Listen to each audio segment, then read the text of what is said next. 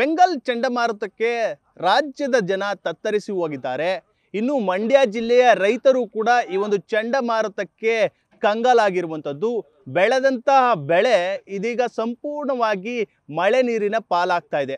ನಾನಿವತ್ತು ಮಂಡ್ಯದ ಕೋಣನಹಳ್ಳಿ ಸಮೀಪ ಇರುವಂತಹ ಭತ್ತದ ಗದ್ದೆ ಸಮೀಪ ಇದ್ದೇನೆ. ದೃಶ್ಯಗಳಲ್ಲೂ ಕೂಡ ನೋಡ್ಬೋದು. ಮಂಡ್ಯ ಜಿಲ್ಲೆಯಲ್ಲಿ ಸಾವಿರಾರು ಹೆಕ್ಟೇರ್ ಪ್ರದೇಶದಲ್ಲಿ ಭತ್ತದ ಬೆಳೆಯನ್ನ ಬೆಳೆದಿದ್ದಾರೆ.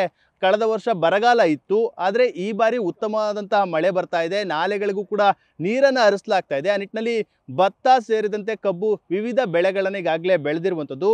ಇನ್ನೇನು ಭತ್ತದ ಕಟಾವು ಕಾರ್ಯವೂ ಕೂಡ ಆರಂಭ ಆಗಬೇಕಾಗಿತ್ತು.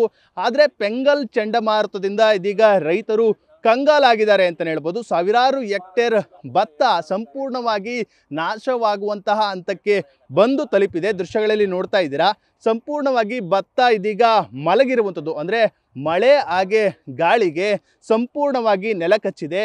ಆ ನಿಟ್ಟಿನಲ್ಲಿ ಭತ್ತದ ಕಾಳು ಕೂಡ ಇದೀಗ ಮಣ್ಣು ಪಾಲಾಗ್ತಾ ಇದೆ. ಅಂದರೆ ಏನು ರೈತರ ಹೊಟ್ಟೆಯನ್ನು ತುಂಬಿಸಬೇಕಾದಂತಹ ಬೆಳೆ ಇದೀಗ ತಣ್ಣೀರು ಬಟ್ಟೆಯನ್ನು ಹಾಕುವಂತಹ ಕೆಲಸಕ್ಕೂ ಕೂಡ ಮುಂದಾಗಿದೆ. ಅಂದರೆ ಬೆಂಗಾಲ್ ಚಂಡಮಾರುತದಿಂದ ಅಷ್ಟೊಂದು ಮಟ್ಟಿಗೆ ರೈತರು ಕಂಗಾಲಾಗಿದ್ದಾರೆ ಅಂತಲೇ ಹೇಳ್ಬೋದು. ಒಂದು ಕಡೆ ಸಂಪೂರ್ಣವಾಗಿ ಭತ್ತದ ಬೆಳೆಯೇ ಮಲಗಿದೆ. ಭತ್ತದ ಕಾಳೇನಿದೆ ಆ ಭತ್ತದ ಕಾಳು ಕೂಡ ಇದೀಗ ಭೂಮಿ ಪಾಲಾಗ್ತಾ ಇದೆ, ನೆಲದ ಪಾಲಾಗ್ತಾ ಇದೆ. ಮತ್ತು ಮೊಳಕೆ ಹೊಡೆಯುವ ಇದೇ ರೀತಿ ಮಳೆ 12 ದಿನಗಳ ಕಾಲ ಮುಂದುವರಿಯುತ್ತೆ ಅಂತ ಹೇಳಲಾಗ್ತಾ ಇದೆ. ಆ ನಿಟ್ಟಿನಲ್ಲಿ ಏನಾದರೂ ಮತ್ತೆ ಮಳೆ ಮುಂದುವರೆದ್ರೆ ಮೊಳಕೆಯೂ ಕೂಡ ಬರ್ತಾ ಇರುವಂಥದ್ದು. ಈಗಾಗಲೇ ಅರ್ಧದಷ್ಟು ಬೆಳೆ ಸಂಪೂರ್ಣವಾಗಿ ನಾಶವಾಗುವಂತಹ ಪರಿಸ್ಥಿತಿ ಈಗಾಗಲೇ ನಿರ್ಮಾಣ ಆಗಿರುವಂಥದ್ದು. ಇಲ್ಲಿ ಒಂದಷ್ಟು ರೈತರಿದ್ದಾರೆ, ನೇರವಾಗಿ ಅವ್ರನ್ನೂ ಕೂಡ ಮಾತನಾಡಿಸುವಂಥ ಕೆಲಸವನ್ನು ಮಾಡ್ತೇನೆ. ಸರ್, ಸಾವಿರಾರು ಹೆಕ್ಟೇರ್ ಪ್ರದೇಶದಲ್ಲಿ ಭತ್ತದ ಬೆಳೆಯನ್ನು ಬೆಳೆದಿದ್ದೀರಿ, ಇನ್ನೇನು ಕೈಗೆ ಬಂದ ತುತ್ತು ಬಾಯಿಗೆ ಬರಲಿಲ್ಲ ಅಂತ ಏನು ಹೇಳ್ತೀರಾ ಸರ್ ಈ ಒಂದು ಪರಿಸ್ಥಿತಿಗೆ? ಈ ಬೆಂಗಾಲ್ ಮಳೆಯಿಂದಾಗಿ ರೈತರಿಗೆ ಭಾಳಷ್ಟು ಕಷ್ಟವನ್ನು ತಂದು ಒಡ್ಡಿದೆ. ರೈತರು ಮಿಷಿನಲ್ಲಾಗಲಿ ಕಟಿಂಗ್ ಮಾಡಿಸ್ಕೊಳ್ಳೋಣ ಅನ್ನುವಂಥ ಆಸೆ ಭಾಳಷ್ಟು ಇತ್ತು. ಆದರೆ ತಾವು ರಾಸುಗಳಿಗೋಸ್ಕರವಾಗಿ ಕುಯ್ದಾದ್ರೂ ಈ ಫಸಲನ್ನು ತಗೋಬೇಕಲ್ಲ ಅನ್ನುವಂಥ ಆಸೆ ಭಾಳಷ್ಟು ರೈತರಲ್ಲಿತ್ತು. ಇದೊಂದು ಮಳೆ ಕಾರಣಾಂತರದಿಂದ ಭಾಳಷ್ಟು ರೈತರಿಗೆ ತೊಂದರೆ ಆಗ್ತಾ ಕುಂತಿದೆ. ಇದು ಯಾವ ರೀತಿ ರೈತ ಇದನ್ನು ಉಪಯೋಗಿಸ್ಕೋಬೇಕು ಅನ್ನುವಂಥ ಭಾವನೆಯೇ ಕಂಡು ಬರ್ತಾ ಇಲ್ಲ. ಇದನ್ನು ತಾವೇ ತಿಳಿದು ಹೇಳಬೇಕಾಗಿದೆ ಅಂತ ಅನ್ನೋದನ್ನು ನಾವು ಹೇಳ್ಕೊತಿದ್ದೀವಿ ಸರ್. ಒಂದು ಕಡೆ ಭತ್ತ ಸಂಪೂರ್ಣವಾಗಿ ನೆಲ ಇದಾಗ್ತದೆ ಸರ್, ಭೂಮಿ ಪಾಲಾಗ್ತಾ ಇದೆ. ಮತ್ತೊಂದು ಕಡೆ ಹುಲ್ಲು ಕೂಡ, ಅಂದರೆ ಜಾನುವಾರುಗಳಿಗೆ ಹುಲ್ಲು ಕೂಡ ಭಾಳಷ್ಟು ಪ್ರಮುಖವಾಗುತ್ತೆ. ಆದರೆ ಇದು ಕೂಡ ಆಗುತ್ತೆ ಅಂತ ನಾವು ಹುಲ್ಲು ಏನಾರ ಸಿಗುತ್ತಾ ನಿಮಗೆ? ಏನು ಸಿಗಲ್ಲ ಸರ್, ಒಂದು 10% ಸಿಗಲ್ಲ ಸರ್.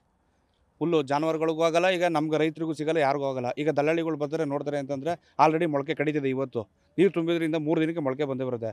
ಖರೀದಿಗೆ ಯಾರೂ ಬರ್ತಾಯಿಲ್ಲ ಸರ್, ಖರೀದಿಗೂ ಬರಲ್ಲ, ಕಟಾವಿಗೂ ಕಷ್ಟ ಇದೆ, ಮುಂದೆ ಬೆಳೆ ಬೆಳೆಗೂ ಕಷ್ಟ ಇದೆ. ಈಗ ಕುಯ್ಸಿ ಕೊಯ್ತೀವಿ ಅಂತಂದರೆ ಜಾಸ್ತಿ ಖರ್ಚಾಗುತ್ತೆ.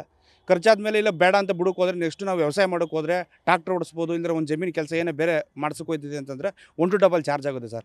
ನೆಕ್ಸ್ಟ್ ವ್ಯವಸಾಯ ಯಾರೂ ಮಾಡಲ್ಲ ಸರ್. ಈ ಥರ ಆದರೆ ಎಲ್ಲ ಸುಮ್ಗೆ ಅವ್ರವ್ರಿಗೆ ಎಷ್ಟೆಷ್ಟು ಬೇಕೋ ಅಷ್ಟು ಬೆಳಕತ್ತಾರೆ, ಸುಮ್ಗೆ ಆಯ್ತಾರೆ ಸರ್. ಕಳೆದ ವರ್ಷ ಬರಗಾಲ ಇತ್ತು, ಆದರೆ ಈ ಬಾರಿ ಒಳ್ಳೆ ಉತ್ತಮ ಮಳೆ ಆಗಿತ್ತು. ಮತ್ತು ನಾಲೆಗಳಿಗೂ ಕೂಡ ನೀರನ್ನು ಹರಿಸಿದ್ರು, ಎಲ್ಲ ಒಂದು ಕಡೆ ನಿಟ್ಟೀಸರು ಬಿಟ್ಟಿದ್ರು. ಆದರೆ ರೈತರಿಗೆ ಕಟಾವು ಸಂದರ್ಭದಲ್ಲಿ ಈ ರೀತಿ ಹೊಡೆತ ಊಹಿಸಿದ್ರ ಅಂತ?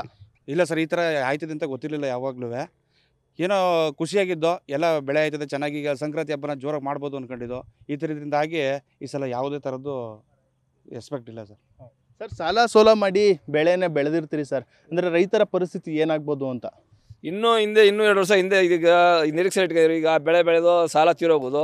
ಈಗ ಸಾಲ ತೀರಲ್ಲ, ನೆಕ್ಸ್ಟ್ ಬೆಳಿಬೇಕು ಅಂದ್ರೆ ತಿರ್ಗಾ ಮತ್ತೆ ಸಾಲ ಮಾಡಬೇಕು. ತಿರ್ಗಿ ಇನ್ನೊಂದು 4 ವರ್ಷ ಸಾಲದ ಅಭಾವ ಮುಂದೆ ಹೋಗ್ತದೆ. ಈ ಥರ ತೀರೋಗೋದು, ನೆಕ್ಸ್ಟ್ ಇನ್ನೊಂದು 2 ವರ್ಷ ಕಂಟಿನ್ಯೂ ಮುಂದುವರಿತದೆ. ಅಂದರೆ ಸರ್, ಇವಾಗ ಮಾಡಿರುವಂಥ ಖರ್ಚು ಕೂಡ ಬರಲ್ವಾ ಅಂತ ರೈತರುಗಳಿಗೆ? ನಿರೀಕ್ಷೆ ಇಲ್ಲ ಸರ್. ಈಗ ಇತ್ತು, ಎಷ್ಟು ಗಂಟೆ ಇತ್ತು, ಇನ್ನೂ ಈಗ ಒಂದು 6 ಗಂಟೆ ಇತ್ತು. ಈಗಲೂ ಸಾಲನಾರ ತೀರೋದು, ಬೆಳೆನಾರ ಬೆಳಿಬೋಯ್ತು, ಆ ಥರ ಕುಸಿಲಿದ್ದು. ಈಗೇನಾಗಿದೆ, ನಿರೀಕ್ಷೆ ಮೀರೋಗ್ಬಿಟ್ಟಿದೆ.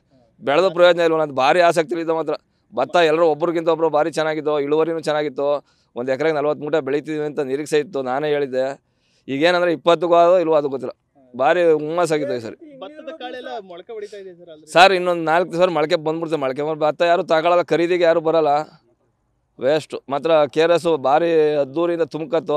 ತಿರ್ಗಿ ಅದೇ ನಿರೀಕ್ಷೆ ತಿರ್ಗಾ ಫೇಲ್ ಆಗ್ಬಿಡ್ತು. ಇದಿಷ್ಟು ಅನ್ನದಾತರ ನೋವಿನ ಮಾತುಗಳಾಗಿರುವಂಥದ್ದು. ಅಂದರೆ ಭಾಳಷ್ಟು ನಿರೀಕ್ಷೆಯನ್ನು ಇಟ್ಕೊಂಡಿದ್ದು. ಕಳೆದ ಬಾರಿ ಬರಗಾಲ ಇತ್ತು, ಆದರೆ ಈ ಬಾರಿ KRS ಅಣೆಕಟ್ಟೆಯೂ ಕೂಡ ಭರ್ತಿಯಾಗಿತ್ತು, ಮಳೆಯೂ ಕೂಡ ಉತ್ತಮ ಆಗಿತ್ತು. ಆ ನಿಟ್ಟಿನಲ್ಲಿ ಭಾಳಷ್ಟು ನಿರೀಕ್ಷೆ ಇತ್ತು, ಅವೆಲ್ಲವೂ ಕೂಡ ಮಣ್ಣು ಪಾಲಾಗಿದೆ ಎಂಬ ಮಾತುಗಳನ್ನ, ನೋವಿನ ಮಾತುಗಳನ್ನು ಕೂಡ ಹೇಳ್ತಾ ಇರುವಂಥದ್ದು. Nandish, news first, Mandya. News first, ನಿರ್ಭೀತಿಯಿಂದ ನಿಮ್ಮ ಪರವಾಗಿ.